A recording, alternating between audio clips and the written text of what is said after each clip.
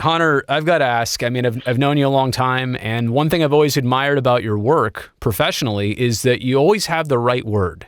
You're a curator and a purveyor of great words. So I'm wondering if, under these unprecedented circumstances, if you could kind of set the record straight how you're seeing all of this and the times that we're living through right now. Well, it's a very interesting time, and it's been so crazy in these initial stages in the last few days that it hasn't allowed maybe for that much time of reflection yet. And I'm a little bit fearful. I'm very fearful that we're headed into the heart of this. Yeah. It's the very beginning, and I hope that the citizens of our country take the message seriously, that they need to take all the necessary precautions, starting with washing your hands and ending with keeping a distance from even loved ones, which is so hard and difficult. But unless we do that, it's going to get terrible in this country for a while. And we need to do the best we can to mitigate all the things that are out there. It's so hard to fight something you can't see, right? Yeah, I agree. And that's, when the statistics are out there that as many as 80% of the people that carry the virus show no symptoms in the initial stages of it, yet can pass that virus along to others. So that makes it very difficult to see visually. And that's why we just have to forget about trying to see it, because we're not going to see it. Once you see it, it's too late. Right. So, great point. I just hope that people do take this seriously. I see the things that came out of Miami, and I saw the St. Patrick's Day partying in Scottsdale, and you shake your head, because young people, they want to have their spring break, and they want to party, and they want to have a good time, and they've made reservations, and they have all their friends there, and they can't believe they can't have their good time. Yeah, but they can't. Right. As I think the mayor of Miami said, for at least for right now, the party's over. This is some serious stuff, and we have to take it very seriously. I know the video you're talking about, at least one of them specifically, and it got me mad. And I was so close on Twitter to just speaking my mind. And I figured enough people already were, but man, that just gets under my skin, especially with, like you say, all the precautions we're taking here in California. Switching back. Here's where I think we're at right now. Yeah. I think we're at the stage where people are inconvenienced. Right. They're losing money in business. They're losing money in the stock market. But for now, it's inconvenience.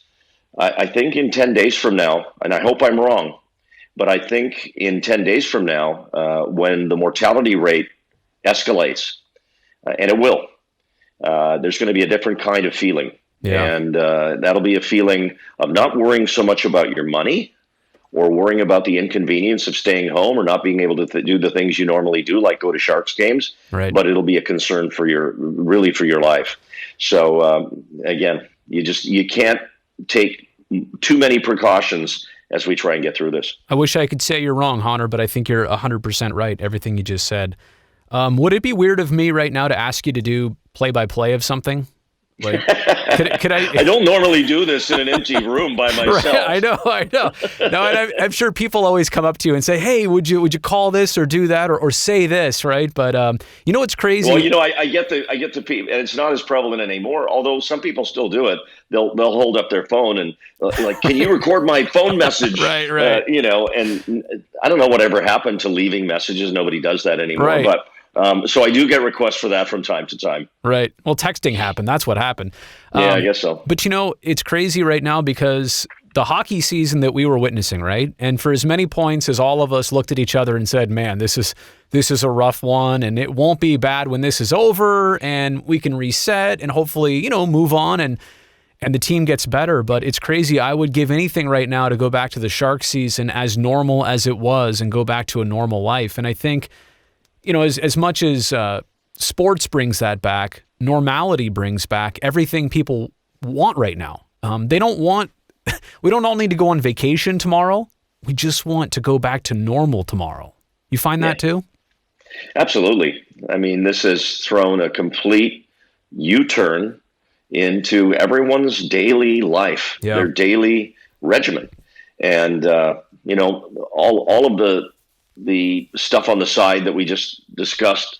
Aside from that, it's a jolt. Yeah. It's an uprooting of what we're used to and our everyday life, and it's creating the sacrifice. We're all having to sacrifice some things, but it's also bringing out a lot of good things in people. And I'm particularly here in the Bay Area, my girlfriend owns a cupcake shop, Frosted Yeah. Cupcake Factory, and she's partnered with a couple of other small businesses, Sushi Confidential and a microbrewery in Campbell. And, businesses are coming together. People are coming together to help seniors. I love the outreach by the Zanotto's grocery chain here in the South Bay to set aside hours just for senior citizens, the most vulnerable over 60 years of age, so that they could shop and do it at the beginning of the day when the place was spotless clean and the shelves were stocked. And I love things like that. And now more grocers have taken the lead and are doing that as well. And I just see on the Nextdoor app, I see neighbors helping neighbors and Yeah. offering help to seniors. And